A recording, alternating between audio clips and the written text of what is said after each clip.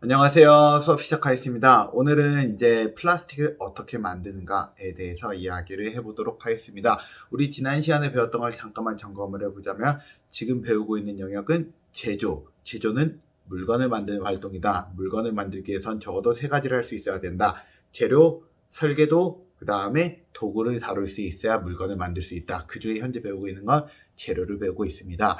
재료라고 말하는 거는 우리가 물건을 만들 때 많이 쓰는 재료는 금속, 플라스틱, 목재를 많이 쓰고 지금은 플라스틱에 대해서 이야기하는 겁니다. 그래서 우리 지난 시간에는 그 플라스틱의 원료가 되는 원유에 대해서 이야기를 했고요. 오늘은 플라스틱 자체에 대해서 이야기를 해보도록 하겠습니다. 근데 여기서 먼저 알아야 되는 건 여러분 주변 플라스틱 종류가 한 가지인가요? 여러 가지인가요? 종류가 다양하죠. 종류가 다양한 만큼 각각의 특징들이 조금씩 달라요. 그래서 그거를 하나의 특징으로 이야기하기 어려운 부분이 많이 있어요. 그래서 공통적인 특징을 먼저 이야기하고 세세한 특징을 따로 이야기를 하려고 합니다. 그래서 공통적인 특징으로는 이렇다 말했는데 세세한 특징과 조금 다른 것들이 있을 수가 있어요. 뭐 예를 들면은 열에 약하다 했는데 열에 강하다든지 아니면은 탄성이 있다 했는데 탄성이 없다든지 이런 여러 가지 특징이 조금씩 생기는 거는 개별적인 플라스틱들이 종류가 너무 많고 그 플라스틱의 특징들이 다들 다르기 때문에 이런 일이 있다라고 생각을 하시고 오늘 수업을 들어주시면 좋을 것 같습니다.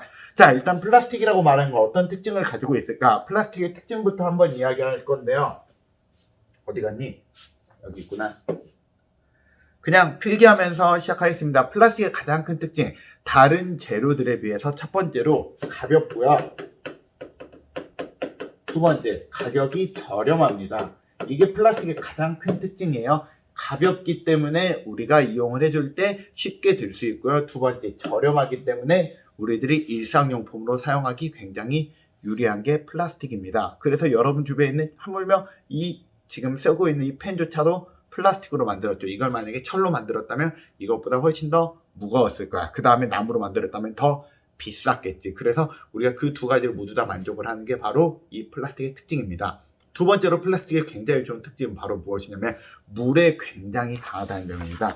자, 청결하고 물이 통과하지 않아가지고 우리가 미생물의 오염으로부터 식품을 보호해 준답니다. 우리가 예전에 배웠던 개념 금속이랑 목재의 둘 다 공통적인 특징이 뭐였죠? 물에 약하다는 거였잖아요. 근데 플라스틱은 물에 굉장히 강하단 말이에요. 물만 강한 게 아니라 그래서 내부에 있는 음식 같은 거를 우리가 안전하게 보호해 주는 역할을 해주기 때문에 우리가 철로 만든 그릇보다 플라스틱으로 만든 그릇, 목재보다는 플라스틱으로 만든 그릇이 내부에 있는 물건을 조금 더 청결하게 우리가 보관할 수 있기 때문에 우리들 주변에 대부분 엄마 아빠들이 쓰는 그 식품 용기 있잖아요. 식품 용기는 대부분 플라스틱이죠. 그런 중요한 특징을 가지고 있답니다.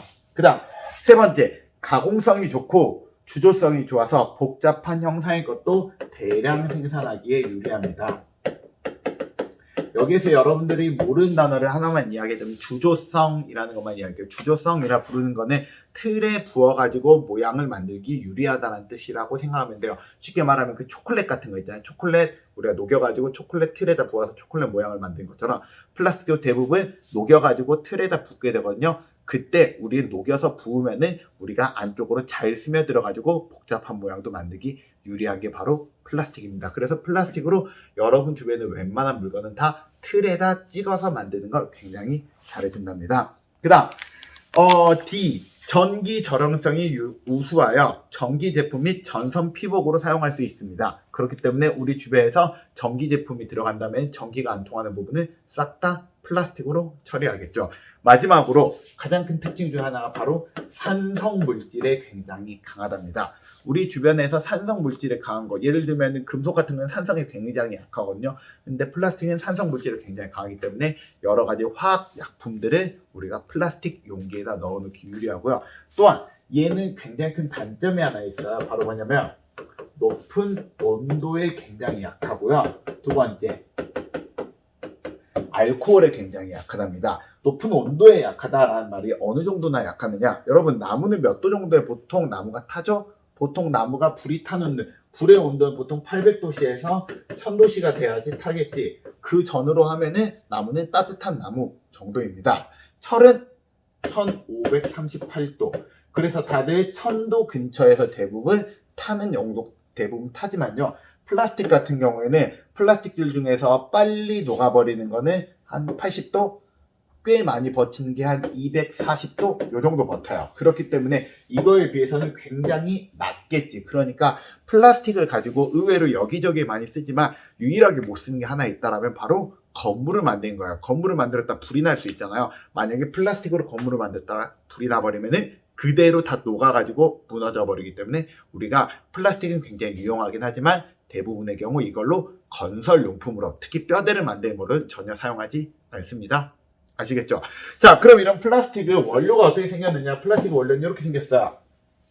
보이시나요? 뭔가 조그마한 알갱이처럼 생겼잖아요. 이것들을 녹여가지고 우리가 이용을 해주는데요. 플라스틱은 좀 중요한 특징이 하나 있는데요. 플라스틱을 여러분 주변에 플라스틱 뭐가 있을까? 뭐 가까이 있는 걸로 하면은 가위가 있네요. 가위가 있는 이 통도 플라스틱인데 이 통에 내가 만약 불을 가까이 대면은 이건 어떻게 될까요? 녹겠지. 그럼 한 가지 물어볼까요? 모든 플라스틱은 불을 갖다 대면 녹을까요? 분명 이 말을 하는 이유는 안 녹는 것도 있기 때문에 하는 거겠지. 여러분들이 플라스틱을 불에다 갖다 대보잖아요. 반응이 대부분 두 가지 반응이 일어나요. 첫 번째로는 휘거나 녹아버리는 게 있고요. 또 하나는 타버리는 게 있습니다. 이 두 개의 플라스틱을 우리는 구별해서 이야기하는데 구별의 기준은 바로 열이 기준이 되고요. 열을 기준으로 했을 때 열을 가했을 때 녹아버리는 놈을 보고 뭐라 부르냐면 열 가소성 플라스틱. 그리고 열을 가했을 때 딱딱하게 굳거나 타버리는 것을 보고 우리는 무엇이라 부르냐면 열 경화성 플라스틱이라 부른답니다. 이 두 개는 열의 반응이 다른 이유는 아래쪽에 있는 분자 구조 때문에 그렇다라고 해요.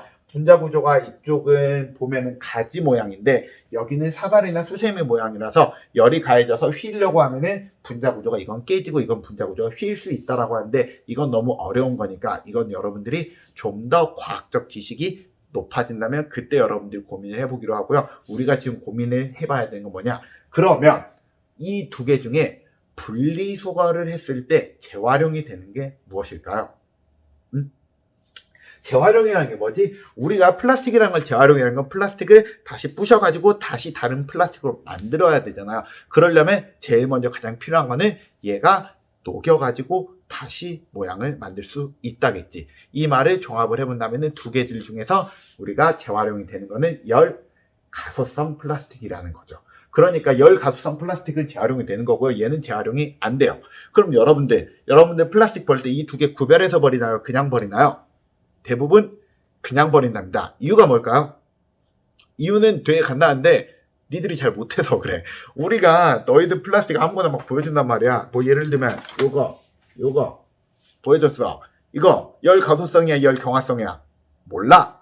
뭐 여러분들이 대부분 잘 모른단 말이야. 모르는 상황에서 우리들이 플라스틱 여러분들이 구별을 해놨을 때 대부분 잘못하는 경우가 많기 때문에 그럴 바에는 차라리 전문가들을 구별하고 너희들은 대충 플라스틱이라 생각하면 다 넣어주세요 라고 이야기하는 주장이 하나 있고요. 또 하나는 여러분 주변에 플라스틱이 열 가소성과 열 경화성 중에 어떤 플라스틱을 더 많이 쓸 것 같나요? 대부분의 경우 열 가소성 플라스틱을 많이 쓴답니다. 대략 한 80% 정도. 그렇기 때문에 여러분들이 갖고 있는 대부분의 플라스틱이 열 가소성이라 보면 되기 때문에 우린 그냥 다 분리수거를 하는 거예요. 아시겠죠? 그래서 우리가 분리수거를 다 한다 생각하시면 되고요. 그래서 필기를 한번 해보자면요. 플라스틱의 분류, 열에 반응하는 성질에 따라 보통 분류하고요. 열 가소성 플라스틱과 열 경화성 플라스틱으로 나눌 수가 있답니다. 자, 그러면 우리가 방금 전에 분리수거를 이야기했는데 분리수거 하면 이런 거 본 적 있죠? 여러분들 분리수거 표시를 보면 1번부터 7번까지 써있고요. 각각에 대해서 어떤 뜻이 있는지 아래쪽에 영어로 써있는데요. 무슨 말인지 모르겠지. 우리 플라스틱의 목표는 여기 있는 분리수거에 써있는 플라스틱 정도는 알아보자를 우리 목표로 잡아서 이야기를 할 거예요. 여기 있는 것들은 다 리사이클이 되는 것처럼 써있긴 하지만 실제로는 되는 놈이 있고 안 되는 놈이 있어요. 어떻게 되냐면 1번, 2번, 4번, 5번, 6번은 재활용이 되고요. 3번만 재활용이 안 되고 7번도 안 돼요. 그래서 각각을 우리가 나눠보자면 이쪽 앞쪽에 있는 거는 열 가소성 플라스틱, 이쪽은 열 경화성 플라스틱이라 부를 거고요. 이름은 페트, 이거는 폴리에틸렌, 요거는 폴리염화비닐, 요것도 폴리에틸렌, 요건 폴리프로필렌이에요. 폴리스티렌 해서 각각이 다 폴리라는 말이 자꾸 들어가는데 이 폴리가 우리가 중합체라는 뜻으로 우리가 대부분의 플라스틱은 분자 구조가 복잡하기 때문에 붙는 단어다라고 생각을 하시면 됩니다. 참고로 여러분 옷에도 폴리에스터라고 쓰지 그것도 플라스틱 같이 우리가 석유에서 뽑아내서 그런 이름을 붙여두었답니다. 자, 그래서 우리가 그러면 얘네들 하나하나씩 좀 이야기해 볼 건데요. 제일 먼저 이야기해 볼 거는 누가 뭐라 해도 1번부터 얘기할게. 페트. 페트는 정확한 이름은 뭐냐면은 여기 써 있어요. 폴리에틸렌 테라프텔레이트라고 부르는 거거든. 이렇게 생긴 거예요. 자, 그래서 이거는 폴리에틸렌 계열이긴 하지만 페트병을 만들 때 주로 사용하는 플라스틱입니다. 그래서 얘하고 두 번째 썼던 우리가 LDPE, 아니 두 번째 ATDPE 이거하고는 조금 다른 거예요. 어쨌든 이거는 보통 페트병, 여기 써있는 아래쪽에 있는 그림 보면은 음료수병, 생수병, 간장병, 식용유병 등으로 많이 쓰고요. 우리가 이렇게 얇게 만들기가 유리해가지고 사용을 해준답니다. 그 다음 두 번째, 폴리에틸렌. 우리가 폴리에틸렌이라 부르는 거는 영어를 그대로 써보면은 폴리는 P고 에틸렌은 E가 되겠지. 그래서 폴리에틸렌이라고 쓰는 게 있는데요. 여러분 주변에는 볼 수 있는 플라스틱들 중에 가장 많아요. 여러분 주변에 플라스틱 전체가 100이 있다면 한 60% 정도는 폴리에틸렌 계열이 가장 많답니다. 그래서 얘는 보통 두 개로 나눠요. 어떻게 나누냐면은 이거를 좀 단단하게 결합을 시킨 거. 그런 거는 하이 덴서티 폴리에틸렌이라고 부르고요. 이걸 조금 더 분자 구조가 조금 더 느슨하게 된 거를 LDPE. 보통 이렇게 나눠주고요. 그럴 때 이게 저밀도, 이게 고밀도예요. 그래서 저밀도 폴리에틸렌 같은 경우는 주로 우리가 흔히 이야기하는 비닐이라 부르는 거죠. 이 비닐이 우리가 이야기하는 폴리에틸렌을 보고 말하고요. 고밀도 같은 경우 여러분들 일반적으로 샴푸통 같은 거 이런 것들을 보고 우리가 고밀도라고 이야기한답니다. 그래서 폴리에틸렌 같은 경우에 가장 큰 특징은 바로 뭐냐면은 독성이 없어요. 독성이 없기 때문에 우리가 그 다음에 산소 이동을 막아주는 능력이 굉장히 뛰어나답니다. 그래서 우리가 주로 무엇에 많이 쓰냐? 식품을 담아주는데 가장 많이 쓰는 게 폴리에틸렌 계열이랍니다. 그래서 LDP를 어디에 쓰냐? 우유팩 보면은 겉에가 종이잖아. 근데 밖으로 그 물이 안 나오잖아. 이유가 바로 뭐냐면 그 안쪽에다 폴리에틸렌을 감싸놨거든. 그때 쓰는 게 LDP 또는 비닐봉투. 그 다음에 랩, 포장용 필름지. 느낌 알겠죠? 약간 잘 늘어나면서 우리가 감쌀 수 있는 거. 이걸 우리가 LDP라고 부르고요. HDPE. 우리가 하이 덴서티 같은 경우에는 보통 어디에 많이 쓰냐면 식품 용기에 많이 쓴답니다. 그래서 굳이 말 락앤락이라고 보통 부르잖아요. 보통 반찬통 담아두는 거냐 샴푸통 그런 것들 같은 경우엔 대부분의 HDP 폴리에틸렌 고밀도 폴리에틸렌을 많이 쓴다라고 생각하시면 됩니다. 그거 말고도 뭐 쇼핑카트라든지 약품 용기로도 많이 쓴답니다. 자, 그 다음으로 우리가 이쪽에 있는 거는 우리가 폴리염화 비닐이라고 보통 부르거든요. 이쪽에 있는 게 폴리염화 비닐. 그 다음에 이쪽에 있는 거는 PP 폴리프로필렌을 우리가 뜻하는데요. 폴리염화 비닐이 우리가 이렇게 생긴 것들이에요. 뭐지? 이거는 보면은 뭐라 부르더라? 이런 것들 보통 오수 같은 거에 지나가는 그런 관. 아니면은 여러분 이거 아스테이지라고 나는 보통 많이 불렀는데 학교 게시판 같은 거나 그런 거 할 때 겉에 감싸는 굉장히 두꺼운 비닐 같은 거. 이걸 보고 우리는 폴리염화 비닐이라 부르는데요. 여기에서 비닐이란 말 영어인 거 아시나요? 영어로 비닐이 비닐이에요. 비닐 보통 이렇게 쓰거든? 이거 맞나? 이 없던 걸로 기억을 해요. 비닐. 그래서 보통 비닐이라고 말하는 게 우리가 실제로는 우리가 이렇게 쓰긴 하지만 여기에서 말하는 비닐이 우리들이 일상적으로 쓰는 우리 비닐봉지 줘봐라는 그 비닐과는 조금 다른 거. 우리들이 흔히 말하는 일상용품의 비닐은 폴리에틸렌이고요. 여기에서 말하는 비닐을 어떤 걸 보고 말하냐면 이런 거 아니면은 비닐하우스 비닐 아니면은 그 전선 피복 등등을 우리가 폴리염화 비닐이라고 많이 이야기한답니다. 그래서 폴리염화 비닐은 주로 어디에 쓰냐? 수화보스 아니면은 인조가죽 아니면 비닐하우스용 비닐 아니면은 전선 피복. 마지막으로 인테리어 필름 보통 집에 뭐 이런 거 집에 같은 게 보면 여기저기에 필름지 붙여가지고 여러분 집 인테리어 할 때 그럴 때 쓴 게 폴리염화 비닐이고요. 참고로 폴리염화 비닐은 독성이 있답니다. 그래서 이거는 불태울 때 옆에 있으면 안 돼요. 독성 니들이 맡을 수 있으니까 주의하시기 바랍니다. 그다음 네 번째로는 폴리프로필렌에 대해서 이야기할 건데 폴리프로필렌 이거 폴리프로필렌 아니라고 했는데요. 이거 폴리에틸렌이라고 불렀네요. 맞아요. 요거 말고 요거 뚜껑. 여러분 뚜껑 같은 경우에 보통 어떻게 생겼지? 뚜껑은 보면 이렇게 딸깍딸깍 닫혀지잖아. 닫혀진다는 말 반대로 하면 얘가 살짝 늘어났다 들어가야 되거든. 그래서 이 폴리프로필렌이라는 거는 플라스틱 계열 중에서 굉장히 탄성이 좋은 거예요. 그래서 보통 이런 뚜껑을 만들 때 많이 쓰고요. 얘가 열 가소성 계열들 중에서 꽤 열에 잘 버텨요. 보통 100도 넘게 한 150도 근처까지 버티기 때문에 무엇에 많이 쓰냐면은 어린이용 물품, 보통 젖병이라든지 어린이 딸랑이 같은 걸 많이 쓰면 이런 것들 소독을 해야 되는데 그럼 물에다 소독하는데 폴리염화 비닐 가지고 폴리염화 비닐이 아니지 폴리에틸렌 가지고 만들잖아. 폴리에틸렌 만들면은 그거 우리가 끓이면은 다 녹아버려요. 그래가지고 그건 보통 못 쓰고요. 이런 걸로 많이 쓰고 폴리염화 비닐은 우리가 실제로 아이용품으로 만들면 안 됩니다. 아까 말했지 독성이 있다고 했죠.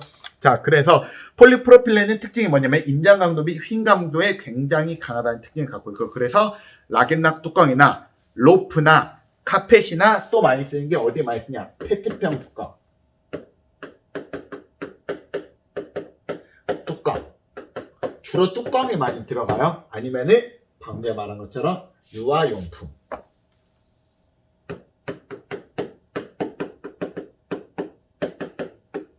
이런 데 많이 쓰는 게 우리가 지금 방금 이야기하는 폴리프로필렌이랍니다. 마지막으로 이제 폴리스티렌에 대해서 좀 이야기해 봅시다. 폴리스티렌이라고 부르는 거는 왜 안 넘어가지니?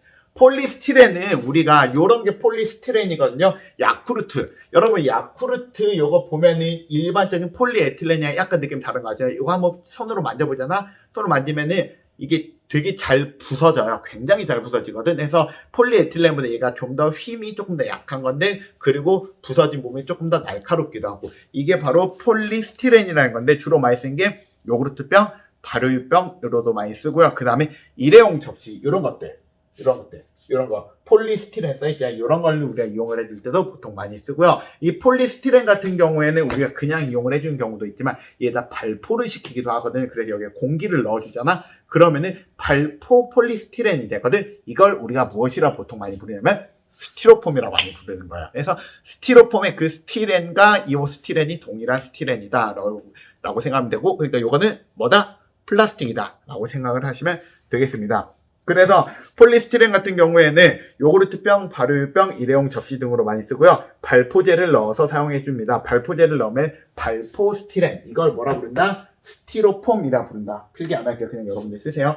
그 다음에 이런 폴리스티렌 같은 경우에 아크릴로 니트릴, 뷰타다이엔이라는 것과 이 폴리스티렌 이 세 개를 섞어서 ABS라고 부르는 거를 만들기도 하거든요. 이 ABS라고 부르는 게 여러분 주변에서 엔지니어링 플라스틱이라고 부르는 게 있거든. 플라스틱이긴 한데 굉장히 강도가 잘 나와가지고 일반 금속을 대체할 수 있을 만한 강도가 나와서 여러분 주변에 헬멧이라든지 여러분 주변에 플라스틱인 것 같지만 굉장히 강도가 센 것들 많이 만드는데요. 그때 사용해주는 게 바로 ABS라는 건데 굉장히 많이 써요. 이 ABS도 폴리스티렌을 이용을 해서 만든다라고 생각을 하시면 될 것 같습니다. 자, 이제 그 다음으로 열 경화성 플라스틱에 대해서 좀 이야기해 봅시다. 열 경화성 플라스틱 같은 경우에는 대체적으로 뭐에 강하다? 열에 강한 특징을 갖고 있기 때문에 열이 직접적으로 닿는 물건을 굉장히 많이 만들어준답니다. 첫 번째, 멜라민 수지. 멜라민 수지라고 부르는 거는 요게 다 멜라민 수지거든요. 요게 멜라민, 요것도 멜라민, 요것도 멜라민이에요. 멜라민 수지 같은 경우에는 플라스틱들 중에서 무엇에 강하다? 열에 강한 특징을 갖고 있어서 여기 있는 것처럼 주걱을 만들어가지고 여러분 바푸는 주걱. 바푸는 주걱 예를 들어 폴리에틸렌 만들면 주걱 다 구부러져 버립니다. 자, 아니면은 냄비 받침, 아니면 유아용 식기, 아니면은 중국집 그릇, 아니면 매직 블럭, 아니면은 여러분들 그런 거 있잖아. 플라스틱들 중에서 이렇게 볶음용 숟가락이라고 보통 그런 거 있잖아. 그런 것들 같은 경우에 대부분 열 경화성, 그 중에서도 멜라민 수지를 굉장히 많이 이용을 해준답니다. 그리고 매직 블럭, 이것도 실은 멜라민 수지입니다. 이거 플라스틱이에요. 그다음 두 번째. 에폭시 수지라는 게 있어요. 에폭시 수지라는 건 플라스틱들 중에서 굉장히 접착력이 강한 플라스틱이 있거든요. 이걸 이용해서 우리가 강력 접착제를 만들어요. 일반 접착제 아니야. 본드 같은 거 이 접착제를 만드는 방법이 되게 여러 가지 있어요. 비닐로 만드는 방법도 있고 에틸렌을 가지고 만들 수 있고 여러 가지 만들 수 있는 것들 중에서 우리가 이 에폭시라는 걸 이용을 해가지고 접착제를 만들 때는 굉장히 튼튼해가지고 굳는 데는 오래 걸리지만 한번 굳으면 거의 안 떨어지는 걸 많이 만들고요. 또한 이거를 바닥에다 쫙 깔잖아. 그럼 이 바닥 보이니? 바닥 반짝반짝 빛나는 거. 그래서 여러분들 보통 건물 같은데 건물 바닥 건물 바닥 같은 경우는 반짝반짝 빛나잖아요. 그런 거 같은 경우는 원래 돌이 빛난 게 아니라 그 돌 위에 빛나는 걸 발라준 거거든. 그때 발라줄 때 가장 많이 쓰는 게 바로 이 에폭시라는 걸 많이 발라준답니다. 그래서 에폭시의 가장 큰 특징, 접착성이 뛰어나답니다. 그래서 돌에 붙여주거나 이것저것 붙여줄 때 많이 쓰는 거야. 이거 다이소 가면 이렇게 비슷한 거 팔아요. 두 개 섞어가지고 나오게 돼 있는 거. 자, 그래서 강력 접착제나 제품 코팅이나 주차장 바닥 코팅이나 방수 코팅, 그래서 주로 코팅용으로 많이 쓰는 게 에폭시 수지고요. 마지막으로 페놀 수지라고 부르는 건 뭐에 많이 쓰냐면은 전자기판이나 블러시 자루나 아니면 탁구공이나 접착제로. 그래서 이런 것들, 요거나 아니면 여기에 바로 이거 손잡이, 이런 거 같은 경우에는 보통 우리가 페놀 수지라는 걸 많이 써준답니다. 그래서 우리 주변에서 봐오면은 보통 열 가소성 같은 경우에는 우리 주변에 흔히 잘 보이는 물건들을 많이 만들었다라고 이야기하면, 열 경화성 같은 경우에는 이렇게 접착제로 이용을 해주거나 이런 뚜껑 같은 거, 이런 것들로, 아니면 전자기판 이런 걸로 이용을 해주는 경우가 조금 더 많다라고 이야기해 줄 수 있을 것 같아요. 자, 마지막으로 우리 기왕 플라스틱 배웠으니까 그 전에 이게 플라스틱이 석유화학산업이라고 이야기했잖아요. 우리 주변에 석유화학산업 굉장히 잘하고 있는 여러 개의 기업이 있는데 대표적인 기업 하나만 소개를 해드리도록 하겠습니다. 바로 SK 이노베이션이라는 거예요. 이거는 나중에 여러분이 한번 봐보시고요. 조금 봤을 때, 내가 봤을 때 좀 대표적인 걸 가져왔는데 좀 저는 마음에 안 들어요. 어쨌든 SK 이노베이션이라는 게 있습니다. 물론 이것보다 조금 더 우리나라에서 잘 나가는 기업이 하나 있어요. LG화학이라고. 하지만 LG화학은 플라스틱을 잘하는 기업이라기보다는 배터리 쪽이 조금 더 강한 기업이기 때문에 이걸 소개를 해드리고요. 우리나라에 상장된 기업이고, 시가총액을 4월 18일 기준으로 시가총액 한 25조 원 정도 된답니다. 코스피, 우리나라 기업들 중에서 한 16위 정도 되고요. 석유 정제품을 파는 기업입니다. 그래서 석유 개발을 하거나 배터리를 만들거나 석유를 가지고 보통 뭐라 해야 되지, 휘발유 같은 걸 판매하거나 화학산업이나 윤활유 같은 거를 만드는 대표적인 기업이고요. 이 기업은 주가는 낮았다가 최근에 확 높아졌죠. 이 높아졌던 대표적인 이유가 바로 이 배터리 때문에 요새 많이 높아지는 상황이고요. 이 기업도 오래됐지만 봉급이 상당히 많이 받습니다. 대부분 평균적으로 여러분 부모님들이 받는 평균 연봉이 한 4,500에서 5,500 사이 정도가 평균 연봉이 되거든요. 평균 연봉이 SK 이노베이션 같은 게 한 1,500만 원 정도 더 받는 거니까 그냥 월급으로 따지면은 한 달에 한 80만 원 정도, 80만에서 100만 원 정도 더 받는 굉장히 우수한, 그리고 굉장히 좋은 기업이라는 거 여러분들이 기억을 하고 있으면 될 것 같습니다. 나중에 심심하면 여러분들이 한번 이 기업에 대해서 한번 인터넷에 뒤져서 알아보시기 바랍니다. 오늘 수업 여기까지 할 거고요. 안녕.